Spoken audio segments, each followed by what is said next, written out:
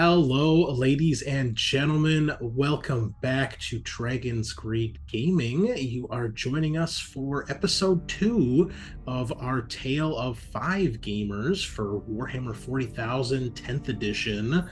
Unfortunately, you can see the roster is a little slim today.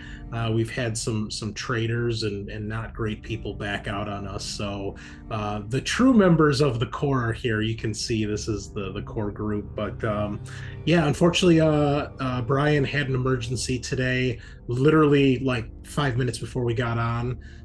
He did send us pictures though, so we will have that in today's episode for you to at least see what he's been working on. Eddie, though, radio silence. Supposedly he's in Minnesota, probably lost in the woods somewhere, may or may not be dead, don't know. He better be, because he's not responding to my messages, so if he knows what's good for him. So it'll just be the three of us today. But we have a schedule we have to adhere to, and we're not changing that for nobody, even if I'm here by myself. So we'll spend a little more time talking about everybody else's stuff. I mean, luckily we have Ernie here, who at this point does have the nicest looking army out of everybody and probably the most time consuming to paint. Oh, I only got 5 models, like mostly painted. I wouldn't. Yeah, I but, wouldn't yeah, but yeah, but they're still crazy. they're the I think they're the most difficult to paint out of everybody's paint schemes I've seen so far. So anyway, I am your host, the Great Unclean One, and you know the usuals, like, subscribe, all that nonsense. Check us out on Patreon if you want to chuck a few coins in the Dragon's Hoard. Otherwise, we're going to talk about our armies. So this is our second episode of Tale of Five Gamers. So we've done 1 month of hobbying, painting, and building. Last episode, we introduced ourselves, talked about the armies we were going to work on and what we had kind of planned. So I myself don't have a ton of progress this month between this, everything else, Dragon's Greed, and Tale of Four Gamers for Fantasy, trying to split my time between 2 painting projects. But I did finish what I set out to do. So I'm going to go first here, and then we'll go around with Ernie and Eric, and we'll take a look at what everybody's done this month. So I set out to paint a Nurgle Terminator Lord, which in this case is a old, somewhat named character, Felfius. He came in a box called Felfius and the Tainted Cohort, which was push fit models of a Terminator Lord that had a Man Reaper, which when this unit came out, you couldn't actually equip a regular Man Reaper on a Terminator Lord. Only Typhus had one, something like that. I'm sorry, you could, but they didn't have a model for it. So this guy had a Man Reaper, and Typhus had like a special souped-up version of a Man Reaper, something like that. Anyway, so that's who I painted this month, and he's just going to be another Chaos Terminator Lord, which I do have models for at this point painted, but he's kind of the newer style of the Plague Marine Terminators, and he's a little bit bulkier and bigger. So did my typical scheme on this, messed around a bit with the cloak as far as colors there. It's been almost 2 years since I painted a Death Guard model for my army, so I did some of my steps out of order here. So he wasn't top notch, but I was able to get him done. I actually finished him up yesterday, so kind of right up to the wire. Had to really get some old paints mixed back together, as it's been so long. Some of these paints are dried out and took a lot of muscle to get back to normal, but for the most part it worked out. You know, I've been using Duncan paints so much this last year or so that I haven't been touching my Games Workshop stuff that much, and so I had like a mix of some of that going on here. But you can see I gave him a different head. The original head is kind of like an Uncle Fester looking head, which I think is cool, but he looks a little too jolly and happy for me. And I had some of these leftover heads from the Blight Lord Terminator, or from the Death Shroud Terminators, and I just think he looks a little more sinister and evil. And I typically like to have helmeted heads on Marine style models. So, you know, unless it's like our Gordon Ramsay Sergeant, that's the only good one. I did take a picture of him for you. I totally forgot about that. I will make sure that I grab one and upload it. Oh yeah, you better. Awesome. Uh, so I figured since this is all that I've painted this month, I would instead just kind of break down my paint scheme really quick because anytime I have this army out in the wild, I usually have at least one person ask me how I painted them, and I get a lot of compliments. Might be because I actually have a fully painted army. That's usually a trick. It's nothing too special, but so I start with a black primer. I base coat the whole model with Castellan green, and then I do a dry brush of Elysian and Ogren camo. So these are all Games Workshop paints for the most part. So that's how I get kind of the green armor. Um, then I usually base coat everything else and then do a wash over the model. I used to do like a mix of like brown and green with a little bit of sepia, but that wash has long since dried out, and I just did a brown wash this time, and it's really hard to tell the difference. But the metal areas, that's kind of the biggest part on Chaos Marines and the Death Guard stuff.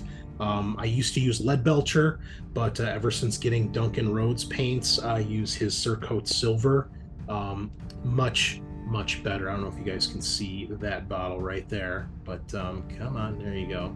So that bad boy there, this stuff covers so well. This paint in particular. So Games Workshop, I don't mind their paints, but their metallics sometimes can be really annoying because they separate so much. So that works really well. I throw some Typhus Corrosion on various parts of the metal, and then do a dry brush of Ryza Rust over that to get the orange rust areas. Do some Nihilus Oxhide for the verdigris effects on the brass. And then we've got Nurgle's Rot and some Blood for the Blood God in there for the Nurgly goo and the blood stains that I try to mix together. Red gets a base coat of red, I think corn red. The tentacles and fleshy demonic bits get Screamer pink. And then the smoke, you can see it better on the back picture here. It didn't work out well this time because I washed it, but normally I do a base coat of Xandri dust on the smoke, and then I do a wash of Cassandora yellow, and it gives a very sickly looking cloud color. And then I edge highlight that with Dorn yellow. Unfortunately, I did the brown wash on top of it, so it's a lot darker than I normally have. I realized that was a mistake I made, but from a distance, it's really striking. It's a nice contrast. Looks pretty cool. And then this guy actually had a fur cloak, which I don't think any of my other Death Guard guys have. So I did some various browns. I think Scrag Brown was the dry brush I did over the Rhinox hide, and then picked out all the maggots, washed them, and highlighted them. But they're so tiny, you can't even tell they're highlighted. So that was a big waste of time. And then the inside of the cloak was, I think, whatever Dwarf Flesh is now, Bugman's Glow, I think is the GW color. Washed it and then mixed some other flesh colors together to get like a lighter one. And I did like weird stridations to, I don't know, give it some texture. Again, there's not a lot of Death Guard models that have stuff like that on them, so this guy was a little unique. Bone is your typical, start with brown, work up to like Ushabti bone. My Ushabti bone was so terribly separated, though. It was very like gritty after I mixed it, so that had a lot of issues. But it's done. I learned a lot. I remembered most of my paint scheme now, so we're back at it, and I think next month will be a little better. So that's more or less how I paint my Death Guard there. And then the red, the tentacle parts, and the bone, and the flesh colors, like on the cloak, those all get a highlight after the base coat and wash. So, just step up whatever the next step is, like Wild Rider Red for the red areas.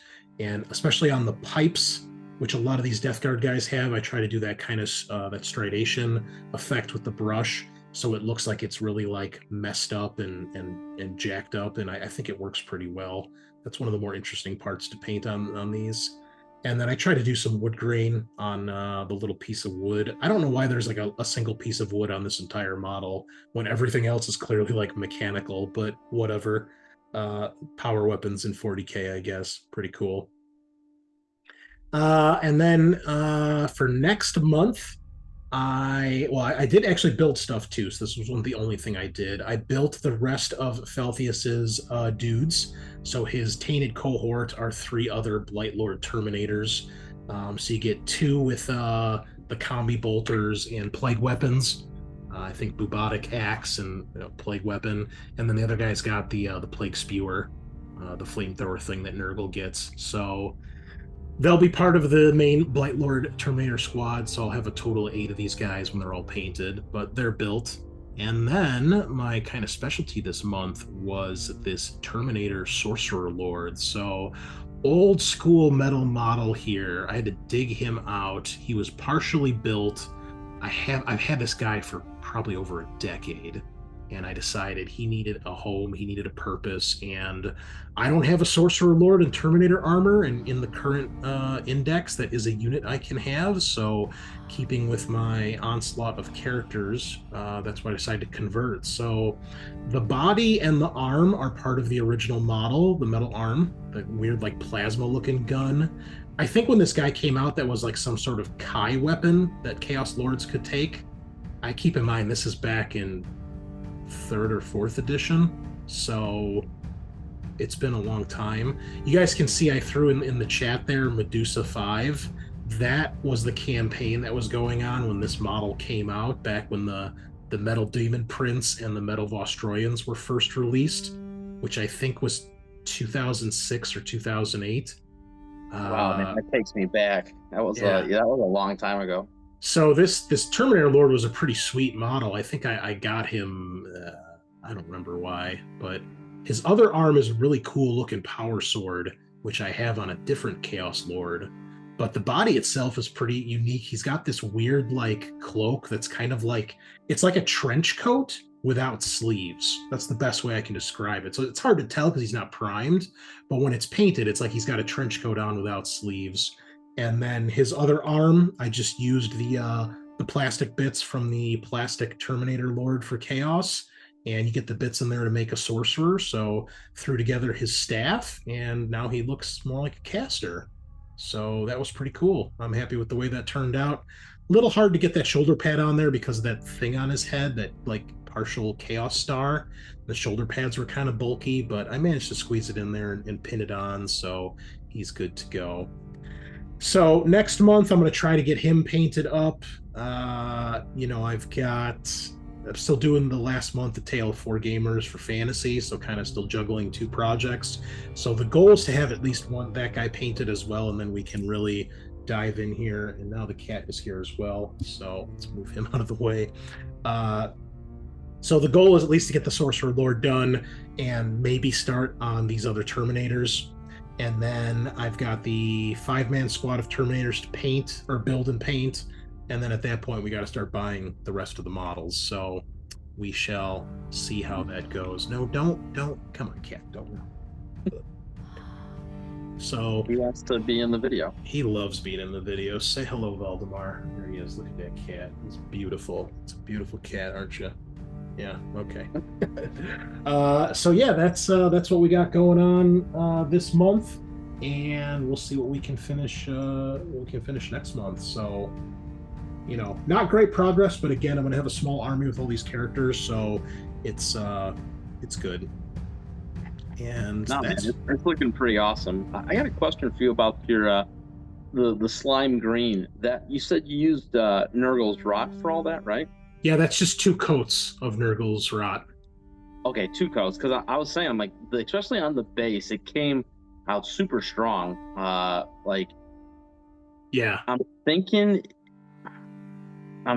because normally, what is it? It's supposed to be like radioactive goop, right? Yeah, well, the issue I had is, again, my Nurgle's rot I haven't used in so long.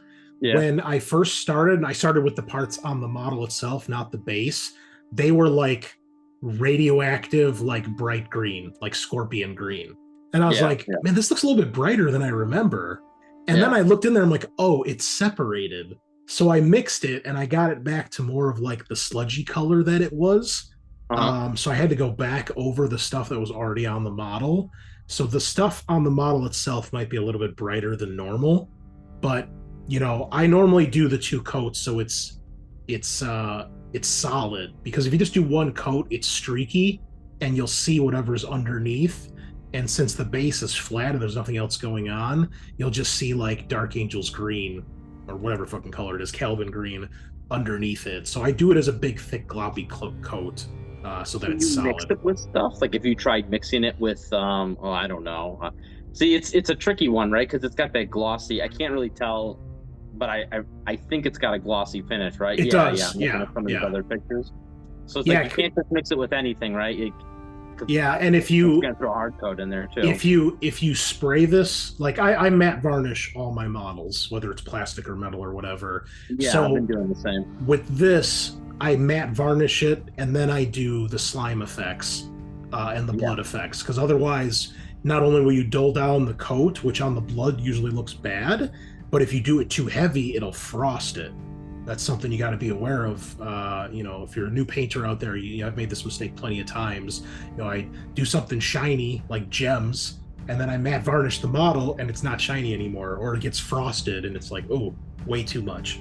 So yeah, you got to be super careful with matte varnish. I've made that mistake as well. You go a little too heavy, and especially like a black army like yours, it'll be very noticeable. Yeah, I like the look of it because it to me it almost like makes it a little more like weathered for like some parts of the model, but yeah, it can, especially if you try and paint over it a second time, like you're saying that you add the effects afterwards. If you're not careful, you can put a pretty thick layer on by accident, because you spray a little on, it looks like you didn't do anything, right?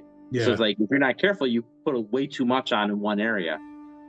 So yeah, I'm guilty of that. I have a couple guys that don't look so great after, but it's one of those mistakes you only make once. Yeah. So, I don't know if you remember, Ernie, but when I first painted this army, Nurgle's Rot didn't exist back then. So I would build up to Scorpion Green, and then I would do art coat over it so it was still shiny, and it was like that bright radioactive green, and I liked it because it really popped. But then when Nurgle's Rot came out, I did that. I'm like, this looks a little more like nasty, whereas the brighter stuff looked a little more like comic book or cartoony. So I went with this, and I like it a lot more. I redid the whole army with the Nurgle's Rot instead. So that's the formula that we're gonna stick with. I'm looking at these pictures here, and it came out really good on the scythe, in my opinion. Like it's got, like, especially the part that's dripping off the scythe. It's got like darker greens kind of like swirling in there into like the bright greens. But the base is just like one solid bright green color. Now I know you told me the reason for that, but because I remember some of your other ones that you used to do where you painted it up to Scorpion Green manually. And I liked it a little more only because there was a little variation in the green. This is just because I would leave like the darker stuff at the edges. I don't know. I've got another dude here. Would it look goofy if you put a wash over it? I don't know. Let's see. Can you? The washes are kind of glossy too, but not nearly as glossy. There we go. So you can see this. Yeah. This guy's base is more or less the same. Is that gonna work? There we go. Looks a little darker from here, but it could be the lighting. Yeah. Also, this guy actually, it's hard to tell, but this guy actually has like ground on his base. Yeah. I can see that. This model, I just did because he's already got the big rock that he's standing on. So I was like, oh, he's just standing on a big rock in the middle of like a toxic pool, The tactical rock. Exactly, yeah, the tactical rock, like any good commander would have. So, and then the edge of the base is Steel Leech and Drab. So paint the rims of your bases, folk. They look bad if you don't. Black. Don't listen to Chris. You always make the rim of your base black. You can paint it whatever color you want, but you better for fantasy. It's green. You better fucking paint it. Okay, that's all I'm saying. You better paint it. I'm a dedicated believer in like black rim on every base. I don't care what color you're using. I've done some weird. I've done bubonic brown. I've done dark flesh. My vampires are black, but my lizardmen are green. Yeah. Goblin green if you're old school Warhammer. Oh yeah, man. I was gonna say I can't look at green bases because that's exactly what I think of. I think of the '90s where like you get that like really chunky flock that people would use too. for like train let sets me and stuff. let me grab one of my Empire Spearmen. I was doing old Goblin bases just for you, Ernie. Oh All man, right. that's a style I'm glad doesn't exist anymore. Oh, it's coming back. You just wait. Just wait till Old World. All right. Well, Ernie, why don't you tell us about what you've done? I've already told the listeners what I think of your stuff, but take us through your process here. Yeah.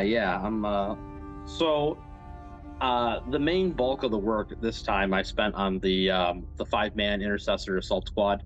Um, they're just the Premier Sword Brethren box, I believe. So I believe there's some work in progress pictures that I put in there so that Chris can kind of flash those on the screen. But yeah, so basically it's nothing. We're not reinventing the wheel here. It's black primer, obviously, and then pretty much a couple. So there's two pictures in from last week, right? Where you'll see the black primer like straight out of the can, which is cast black. I believe that was on the I want to say it was the Blade Guard veterans, and then these guys, which I had done one thin coat of just actual cast black for. You can really see the difference in those two pictures, the finish between them. It's an annoying step that you just primed it black, but now you have to paint it black. But it makes a big difference when you, especially when you go to fix mistakes, because you will really see the paint difference when you like paint over the black, thinking that like, oh yeah, they'll just match because it's cast black in a can versus cast black in a ink pot. That's not how it works, though, unfortunately. So anyway, yeah, it's coated cast black, and then we do the highlights. So for these guys, for basic guys, I'm just gonna. This is a struggle I have. I want to deep inside of me, I want to like do a lot of effort on every single dude, but I have to constantly remind myself that I can't spend 4 hours on every little step for every little guy. Otherwise, I will never get finished. Yeah. So that's the big struggle in my process. Is I always want to put so much time and effort into one. So I've been doing dry brush highlights on all these because I used to do straight edge highlights by hand, and yeah, you do that like once or twice, and you're like, okay, you're never gonna get everything done. So the stuff you sent, the last 3 pictures, that's a dry brush highlight? Yes. Really? Mm-hmm. It looks hand painted.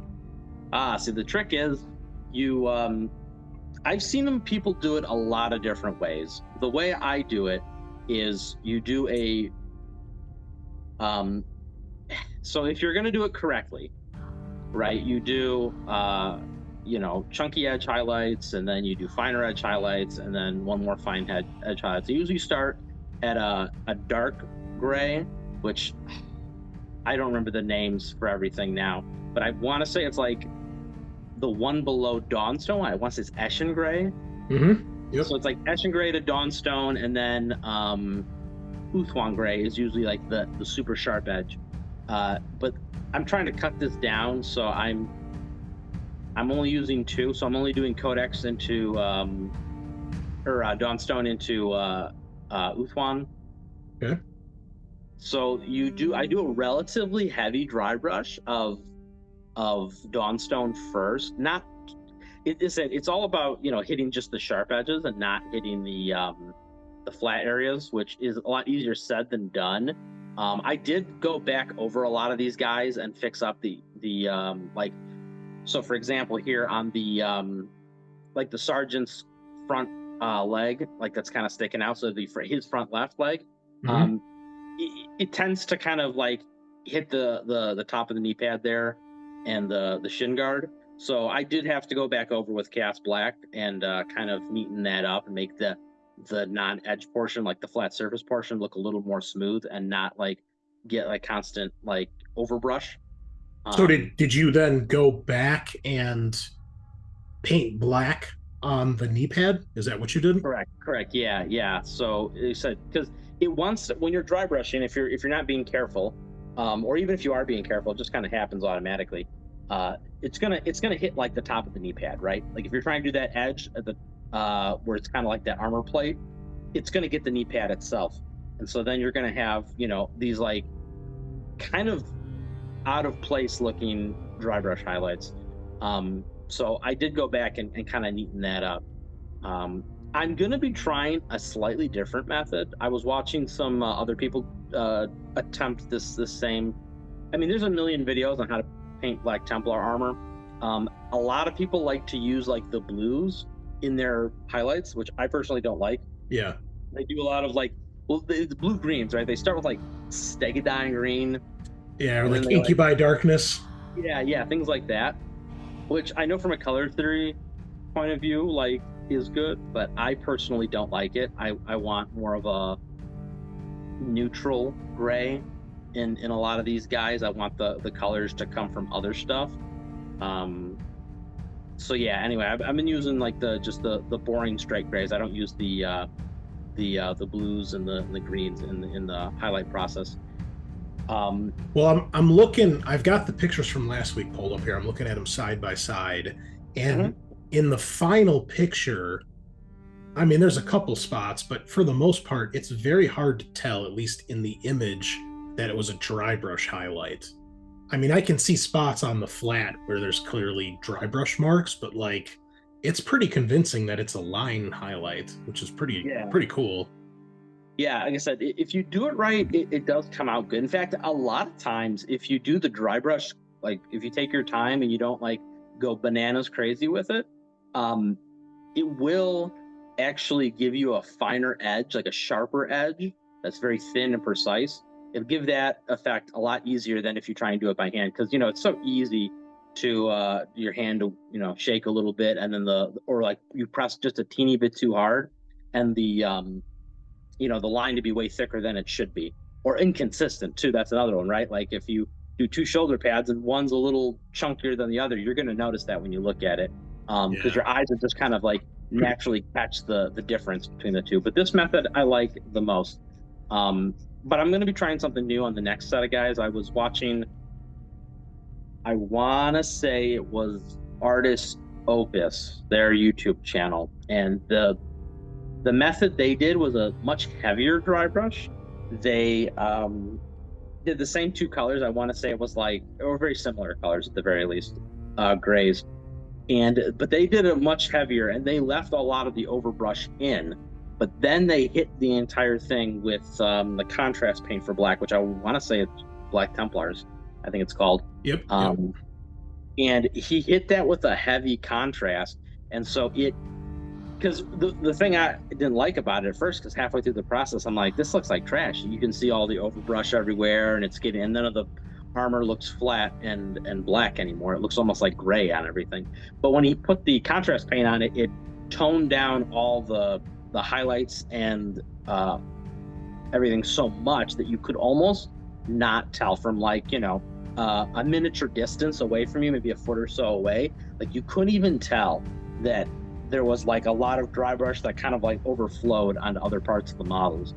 Yeah. So, and to be honest, it looked like it went a lot faster than the way I did it. So that's why I'm interested to try it out. So I'll try and throw some work in progress pictures of that for next time. I don't know I think I'm going to try it on the 10-man, what are they called? Infernus Squad or whatever. So, stay tuned for pictures of that. So that's the black armor, which is obviously the largest part of these models. Then I did the cloth, which was obnoxious. I was complaining to Chris in text messages about it because I couldn't get it to look right. I followed a couple different guides. It came out pretty well in the end because I wanted more of a clean cloth look for a lot of my guys. So the way I envision my army is that I try and keep the battle damage and the weathering to a minimum because, in my opinion, it's a little overused for most people. And the way I think of my guys is like they just hit the battlefield, right? They just dropped in, they just got off the transports, so they're fresh, right? Everybody should be looking good, right? No mud caked everywhere. I know that's really popular for a lot of paint schemes, but I'm trying to avoid it in these guys. That's why, like, especially when it comes to armor and stuff, I don't do a lot of armor chipping. I don't do, I try and, like I said, I keep a lot of the the colors kind of clean and fresh. So the cloth was pretty much going to be a bone color. I think I want to say I just use Oop Shopty bone pretty much, and I tried various ways of. I wanted to like this super sneaky, technique that would just like give me all the effort or all the looks with no effort. Didn't work out that way. Can't take shortcuts in life, so we ended up just doing a lot of layering with some shading with washes. I'm not super happy with how it turned out, especially because of like naturally how you want to look at the model. There should be shadows coming. Like, so for example, in the picture, the middle guy in the back, if you look under his right leg, you can see the natural shadow there actually. Yeah. But to paint that looks really awkward because there's like a stop there in where the cloth would be folding over his knee. So yeah, I struggled really hard with like where to put the like the highlights and the low and like leave the shadows and such. So yeah, it was a struggle, but I got it done. This is the final product. And this is just kind of how it's going to be for them. I might revisit it again on somebody else, but I actually haven't done any models with like tabards like this before in my army. So this was kind of a learning process. So. I think they turned out really well. So, I mean, they hold up to a camera, which sometimes can really change your perspective on a model. Oh, so, for sure. Yeah. For sure.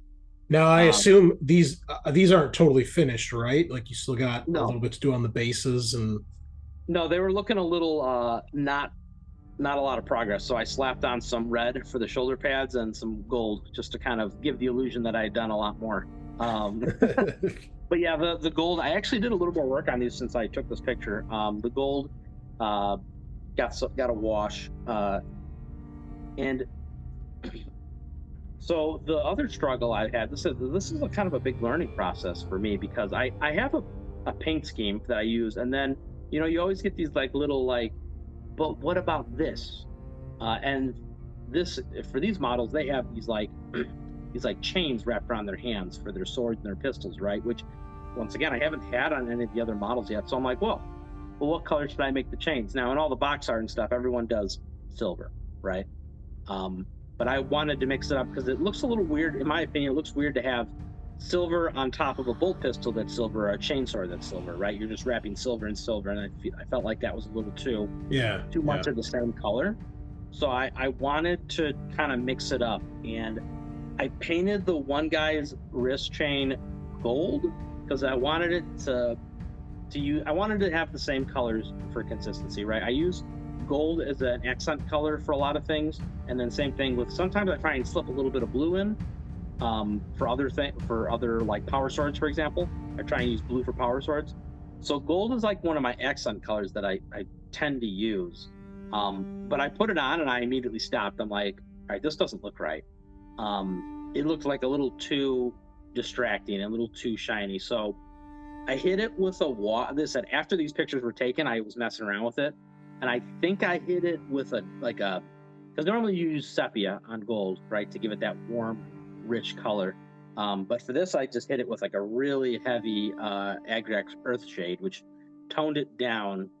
But I'm going to have to play with it a little bit because I'm just not happy with the way the gold turned out. Like, I don't know if you guys have an opinion on this. But what color gold is that used for the base? Retributor Armor, I believe it is. Try using start with Balthasar gold. Try that. Is that a darker or a lighter gold from darker? It's darker, but in my opinion, it'll give you a better base coat. Because Retributor sometimes is a little tough to do, especially over black. See, I have the opposite. I love it over black. I feel like it covers great. You would. Imitation is the highest form of flattery. You're welcome for the chains. Is that what you do? You do gold on all your chains? No, but that's where Black Templars got it from, the World Eaters. Oh, gotcha. Yeah, no, Damn. I love a lot of the World Eaters stuff, and I've always been a big fan of red and gold together especially on Khorne stuff. What's brass for Khorne, but Sigismund stole it from Karn. See, Look at this fucking lore nerd. Yeah, what the? Get out of here! I read all the Horus Heresy books. I'm so cool. I'll get in there.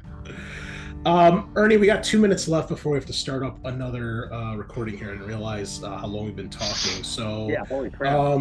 We'll start it up again for Eric. But anything else you want to tell us about? How about what you're gonna work on for next month? I see some cool characters here. Yeah, I got a whole bunch of characters done. Some from the previous box set, which was oh gosh, the names. Not the Indomitus. It was Dark Imperium. No, it wasn't Dominus. No, I lied. It wasn't Dominus. Dark Imperium was the one before that. So the Chaplain and the Judiciar, that was from that. And then I got the new Apothecary from Leviathan in there. And I did some small conversions. The Chaplain got a different head. You can't see, but the Judiciar also got... Is it like clear plastic? What's going on there? Yeah, so it's 3D printed. It's from a 3D printed company. And like I said, you can't tell right now because it's not painted, but it's pretty much a Black Templar helm with a wreath over the top. No, I can see now that I've got this picture pulled up at full scale. Yeah, that's cool. Yeah, so awesome. Small conversions there, and I made his sword look like a sword instead of a square thing because I hate that look. And we used the skull helmet, not the stupid bear helmet. Yeah, for the Chaplain, I used one of the Reaver helmets because Reavers are garbage, and I'm never going to actually build like a squad of them, so I'm just going to use their parts for other stuff. All right, let's folks, we're going to finish it up really quick here. We'll be back. We got to reset our recording because we're not paying for Zoom. So we'll be right back. All right. All right. We're back, listeners. Sorry about that. A lot of technical difficulties today, but we're here. So Ernie's going to finish up, tell us about this basing scheme you got going on, and then tell us about what's going to be for next month. Kat, you are really being awesome today. You're the best cat ever. So the basing, same thing. I want to kind of I wanted to offset some of the red on the army. So I went with like this green, like lush grass look, and I wanted it to kind of be like a little bit, not a complete coverage, right? I want to kind of be like the grass is kind of like overgrown, the woodlands or whatever.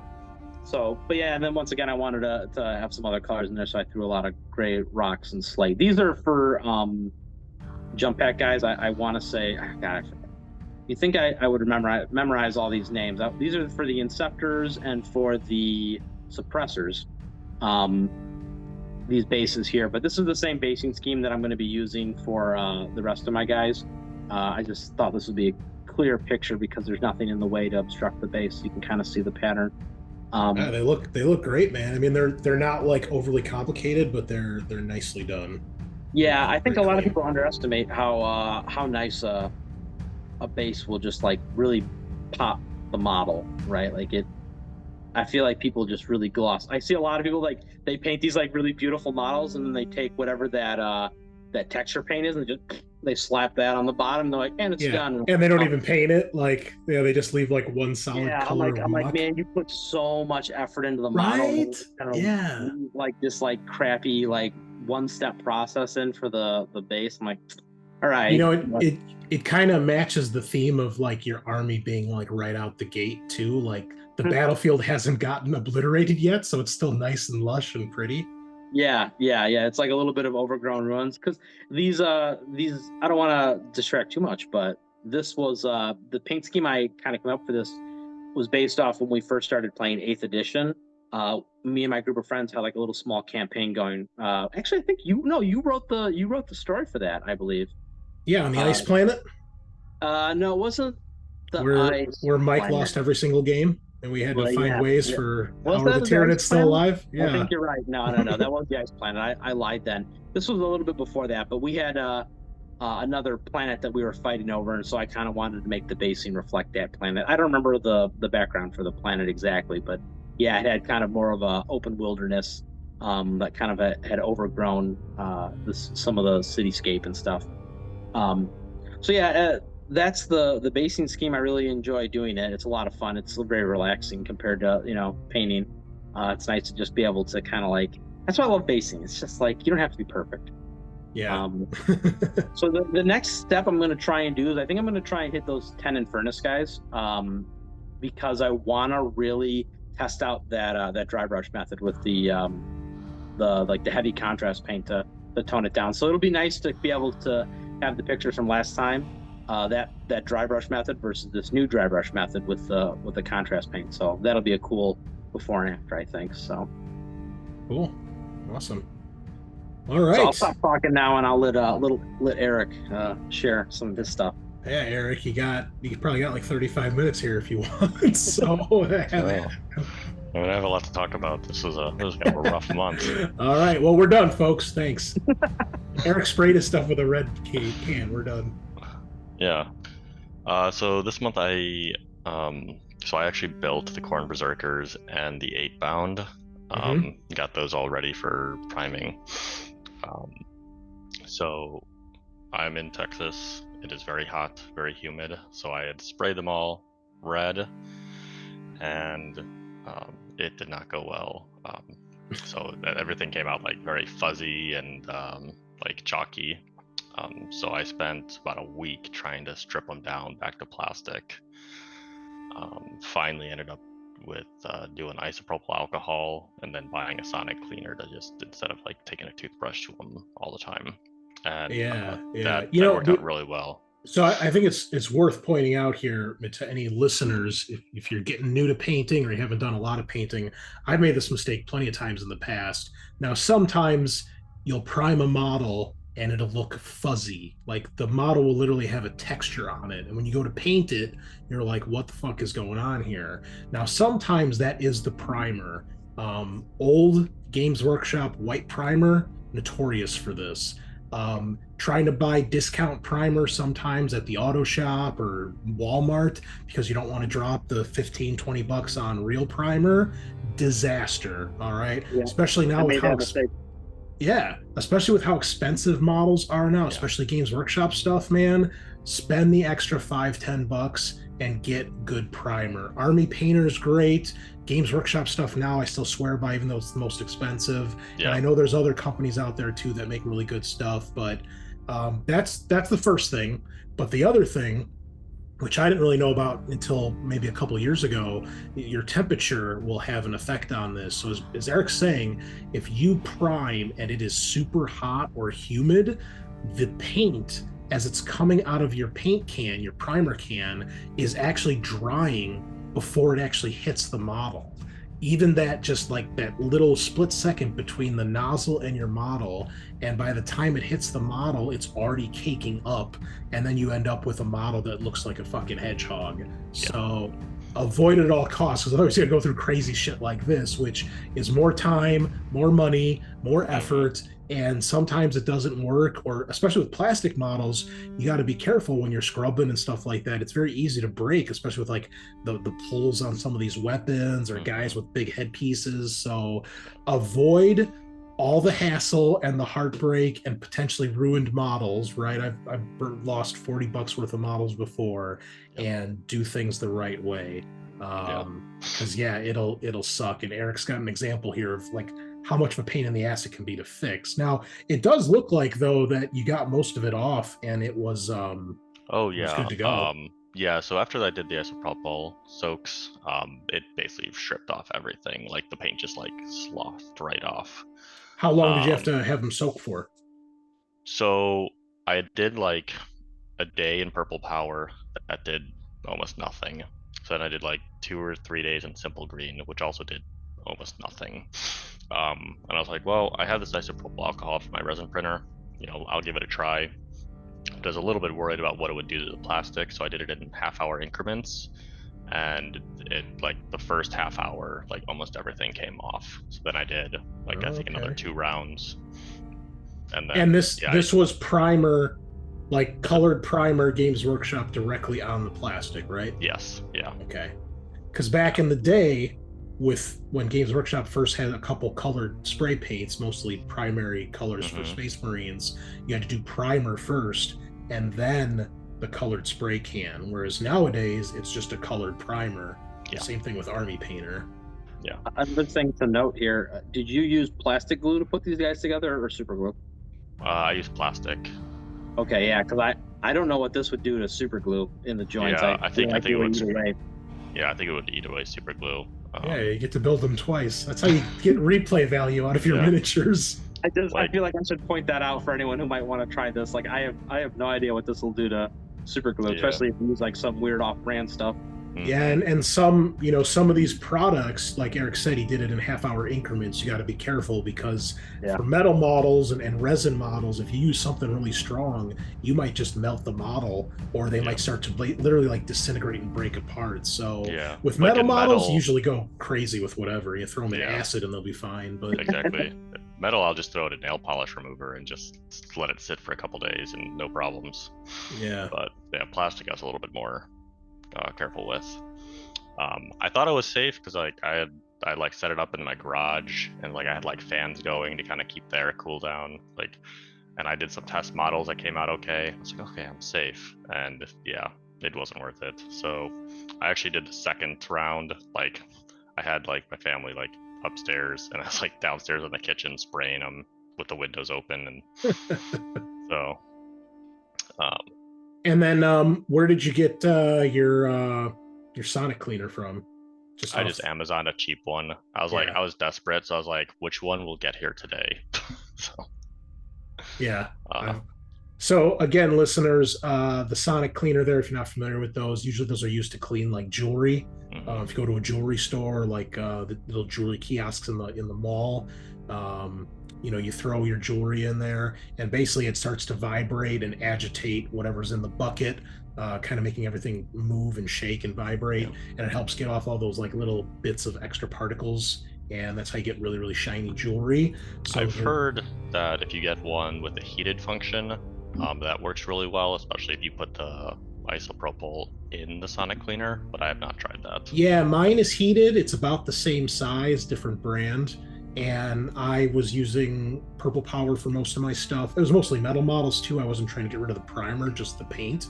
But yeah, so the agitation of these machines will help break up the paint or the primer on a lower level, so that you can see, like on Eric's stuff here, you can actually see the gray underneath. Whereas if it's, sometimes the primer's so heavy, you might just strip the paint. The paint's not the hard part to get off, it's the primer. But if the primer's not too heavy, you can just strip the paint and do a light primer again, and you won't really lose much detail. So as far as paint schemes go, my old stuff, I started that, almost 20 years ago probably. So like, I was dry brushing the whole thing with basically the equivalent to Balthasar gold, Balthasar gold brass, and then I was actually mixing my own pink paint to like paint all the armor panels before I put a blood red on top, and those look pretty good, but what I actually found another paint scheme online that I wanted to try and copy, where they started with more of a red base and then kind of built up, brought up, did kind of some washes to bring out the details, and then go back through and highlight everything. So I was gonna give that a shot, see how it turned out. I might try it on the 8-bound first because there's only 3 of them. But I also wanted to. Angron's gonna be like my big bad, so I kind of wanted to get a little bit of start and work on him a little bit each month, so I'm not trying to do them all in one month at the end and rush them. is he primed gray? He is primed gray. Okay, I was like, gray, you just start painting on plastic, did you? No. I usually use the gray primer as a base because I do white world eaters for my 30k stuff. So yeah, gray is usually what I have on hand for primer. It's the Mechanicum gray. Yep. That I use. I used to use black and then go all the way down to white, and that just became too heavy. So now I'm starting with a gray, usually the darker gray, sometimes the lighter gray, depending on what I can find, and then I'll kind of slowly increment it down to white. I actually broke out my airbrush the other day, so I'm actually airbrushing in my kitchen now too, because I don't trust any. It's been over 100 degrees every day for the past almost month. Yeah, So, we've had like, there's 90s here. It's been pretty bad. Yeah, so there's no break from it, so there's no outside or even garage painting, Yeah. priming. Unless you're a fancy pants like Brian and you have a climate controlled garage, you know. Yeah. Then... My wife just bought like a little air conditioner for the garage to be out there. I was like, so like maybe, but not yet. Now I don't know that I trust it. This picture with Angron, are those the models primed the second time after cleaning them? Yes. Yeah, you folks can see, you can't even tell that they were primed the first time. I mean, obviously we're not looking at them really close, but like you can tell on Invictus and the 8-bound, there's no detail that was lost. So yeah, there's very smooth panels again. Yeah, you can't tell. Maybe if you like flip them over and like check the crevices, but nothing you'll even see. And I don't even think then that stripped almost everything off. Yeah, great way to do discount hobbying too. If you don't want to buy brand new stuff, go find some ugly shit on eBay, and you can do a rescue project and probably save yourself like half price, if not more. Yeah. Just invest in something like the sonic cleaner and some good chemicals. Ask around on other places. Flip models. Exactly. Buy some eBays, just clean them up, sell them back for some profit, and then use that for more hobby stuff. Yeah, but use it on bad painted stuff. Don't buy really nicely painted stuff that's really expensive and then strip it. That's the wrong way to do it. some of the pro painted stuff that I see on eBay maybe deserves to be stripped. It's true, but not for the price. Like pro painted price. Yeah. Yeah. You've been paying me to strip it. So that picture with all those models there, that is my 1,000 points. I think it comes out to I think it comes out to like 955 or something. How much is Angron in this edition? Maybe around 400. Couple 200-300. Yeah. I'll have to look again. Okay.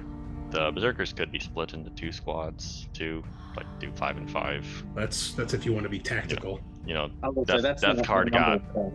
Death Guard got their own special number. World Eaters didn't get so lucky.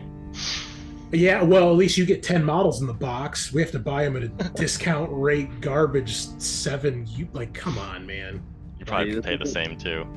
This is the two sides of chaos right here, arguing over which one got screwed harder. Yeah.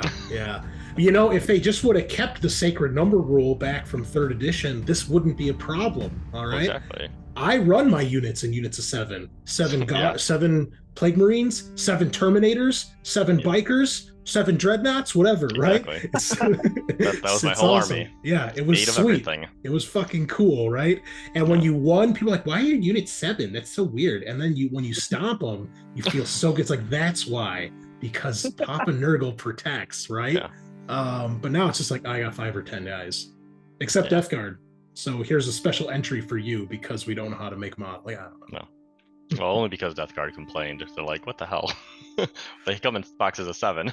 Well, I mean, that makes sense, right? Because it's like, come on. Like, you guys don't make a way for me to buy like 3 dudes unless I buy that like $40 set with Mortarion or whatever, like the Chosen Squad. I don't know. So, yeah. Okay, so that's what's the plan? What are you going to try to get done for next month?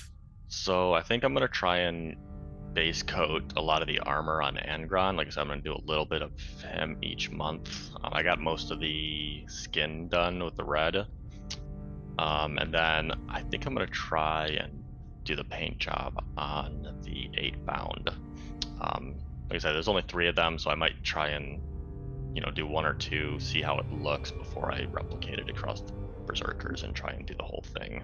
Yeah, get the paint scheme hammered out. And then I'll do the Jugger Lord in Vocatus. Cool. All right. Well, the last thing we have here, folks, is some of the stuff Brian sent for us. So he's going to be doing Imperial Knights. He may or may not be trying to mix in some other allied units of some sort. Not exactly sure what he's planning there, but you can see he's got 2 knights, which I imagine is close to, it's got to be over 500 points, I would imagine. So that's probably the majority of his army here.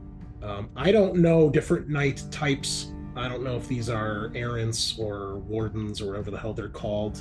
But I have to say his basing scheme looks pretty legit. Yeah, I noticed that too. The one on the left, especially with like the bricks where he's like stomping on them and they're like actually like crushing under the weight of him. Yeah, I think that's awesome. He did such a great job on that. I can't it wait to is. see it painted. I'm wondering though, where did this Tech Marine come from that he's in red plastic? Or the Tech Priest, not a Tech Marine, Tech Priest. Because that looks like the regular Tech Priest dude, but he's red plastic. I wonder what he came from. I'm not sure. I'm not Yeah, I sure. don't know. Because the red plastic is usually only for Blind like, boxes. Yeah, blind boxes, and sometimes they do like weird little like kill team releases in them. Oh, that could be it. Maybe it was from a kill team or something, or yeah, something like that. I don't know. We'll have to have him. Maybe I'll do some research on my own, but he'll have to tell us if he can remember where he got it. Yeah. Do they do colored plastic for the getting started boxes these days? I've never bought one, so I don't know. I don't know. I've never bought one either, so I'm not 100% sure on that. Well, listeners, if you know where that Tech Priest came from, let us know because it's a mystery that's bugging us. We have to know. We have to know. And then, well, Eddie plays Space Wolves, maybe. So we'll see if he's got stuff to share. I believe he's got. He's going to be doing the Leviathan half, but not Space Wolf half. He's going to be doing the Tyranid half. So I saw him hobbying on some Tyranids. So he was building like the new gaunts, whatever they're called, narrow gaunts, and then barb gaunts, something like that. All right. So he's going to be doing that, and that'll be interesting because it's very different to paint Tyranids from Space Marines because one's like metal or like like a flat armored surface, and the other one's like a organic surface. Yeah. So. Well, if anybody can do it, I think Eddie can do it. He's a pretty good painter, so we'll have to see. Wonderful. Well, I think that's all we've got. We've talked a lot longer than we expected to today, folks, but we had to make up for only the core important members of the group being here. So we will be back in around a month, give or take. By the time you listen to this, Gen Con's going to be going on. So we've got that taking up time next week.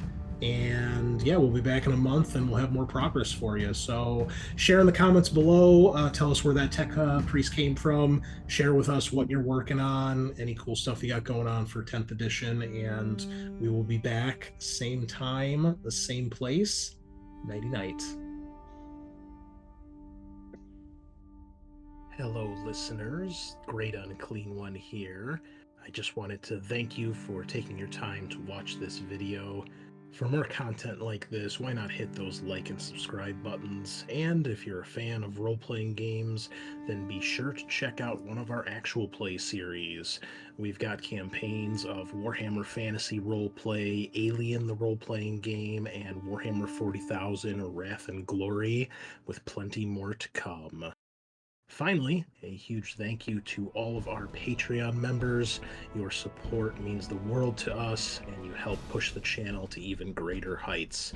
We simply could not do this without all of you. And if you'd like to help support the channel yourself, even more than a like or subscribe, consider joining our Patreon and get yourself some cool rewards. Link in the description below. Thanks again, and we will see you in the next one. Same time, same place. Nighty night.